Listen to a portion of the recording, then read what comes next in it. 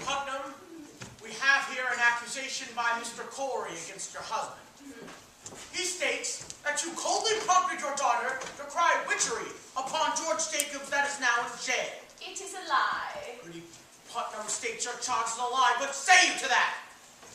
A fort of Thomas Putnam! That is what I say to that! What proof do you submit for your charge, sir? The proof is there! In Jacob's hand for which he forfeits up his property. That is law, and there is none but Putnam who has the coin to buy so great a peace. This man is killing his neighbors for their land! Proof! Sir, proof! The proof is there! I have it from an honest man who heard Putnam say the day his daughter cried out on Jacobs. She said she'd given him a fair gift of land! And the name of this man? What name? The man that gave you this information. Why, I couldn't give you his name. And why not? You know well why not. He lay in jail by his name. This is contempt of the court, Mr. Danforth. You will surely give us his name. I will not give you no name, sir. I mentioned my wife's name once, and I will burn in hell along our fort. I stand mute. In that case, I have no choice but to arrest you for contempt of this court. You know that. This is a hearing. You cannot clap me for contempt of a hearing. Oh, it is a proper lawyer. Do you wish me to declare this court in full session here, or will you give me a good reply? I cannot give you no name, sir. I cannot. You are a foolish old man. Mr. Cheever, begin the record. The court is now in session. I ask you, Mr. Corey. Your Honor, he has the story in confidence, sir, and he cannot... The devil lives on in such confidences. Without confidences, there could be no conspiracy, Your Honor. I think it must be broken, sir. Old man, if your informant tells the truth the truth of this to us, let him come here openly like a decent man. But if he hide in anonymity, I must know why. Now, sir, the government and Central Church demand of you the name of him who reported Mr. Thomas Putnam a common murderer. Excellency, Mr. Hale. we cannot look it more. There is a prodigious fear of this court in the country. There is a prodigious guilt in the country. Are you afraid to be questioned here? I may only fear the Lord, but there is a prodigious fear nonetheless. Reproach me not with fear in the country. There is fear in the country because there is a moving plot to topple Christ in the country. But it does not follow that everyone who comes accused before the court is part of it. No uncorrupted man may fear this court, Mr. Hale. None! You are under arrest for contempt of this court. Now sit you down and take counsel with yourself, or you will be sent to jail until you decide to answer all questions.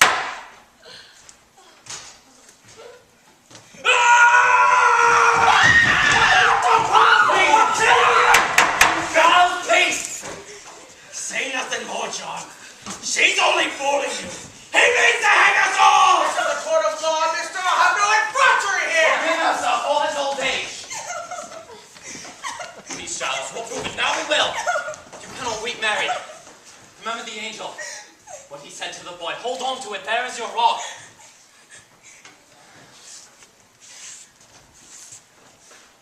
This is Mary Warren's deposition. I would ask you to remember, sir, while you read, that until 2 weeks ago, she was no different than the other girls were today. You saw her scream. She howled. She swore familiar spirits choked her. She even testified that Satan, in the form of the women now in jail, tried to win her soul away. And when she We know all this! Aye, sir. She swears now that she never saw Satan, nor any spirit, vague or clear, that Satan may have sent to hurt her. And she declares her friends are lying now. Excellency, a moment. I believe this goes to the heart of the issue. It surely does. I cannot say he is an honest man, for I know him little. But a claim so weighty cannot be presented by a farmer. In God's name, stop here. Send him home, and let him return with a lawyer. Now look you, Mr. I Hale. have signed 72 death warrants. I am a minister of the Lord. I dare not sign away a life without proof so immaculate. No slightest qualm of conscience may doubt it. Mr. Hale, for a man of such terrible learning, you are most bewildered. Forgive me, sir, but I am 32 years at the bar, where I called upon to defend these people. Let you consider now, and I bid you all do likewise. In an ordinary crime, how does one defend the accused? One calls up witnesses to prove his innocence. But witchcraft is ipso facto, on its face and by its nature, an invisible crime, is it not? Therefore, who may possibly be witness to it? The witch and the victim. None other. Now, we cannot hope that the witch will accuse herself, granted. Therefore, we must rely upon her victims. They do testify. The children certainly do testify. As for the witches, none will deny that we are most eager for all their confessions. Therefore, what is left for a lawyer to bring out? I think I have made my point, have I not? But this child claims the girls are not innocent, and if they are not... That is precisely what I'm about to consider, sir. What more may you ask of me? Unless you doubt my probity. I certainly do not, sir. Let you consider it then. And let you put your heart to rest. Her deposition, Mr. Proctor.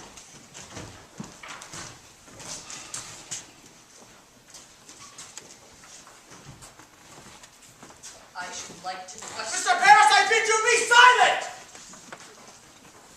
Mr. Cheever, you go into the court and bring the children here. And you, Mary Warren, how came you to this turnabout? Has Mr. Proctor threatened you for this deposition? No, sir. Has he ever threatened you?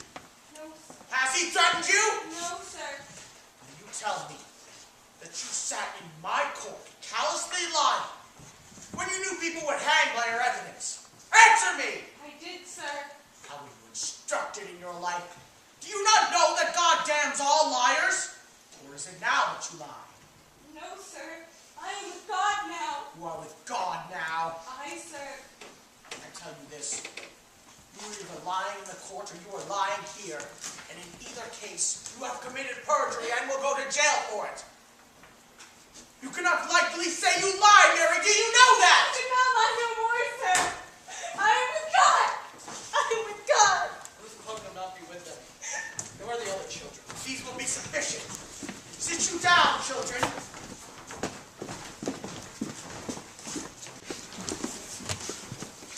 Your friend, Mary Warren, has given us a deposition, in which she swears that she never saw familiar spirits, apparitions, nor any manifest of the devil.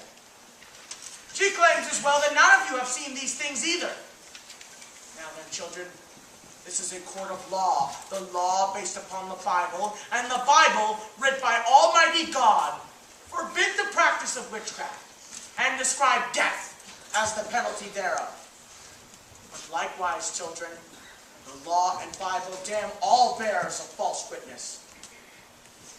Now then, it does not escape me that this deposition may be devised to blind us.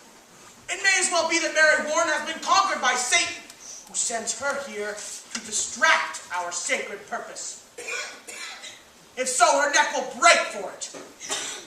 But if she speak true, I bid you now drop your guile and confess your pretense. For a quick confession will go easier with you. Abigail Williams, rise.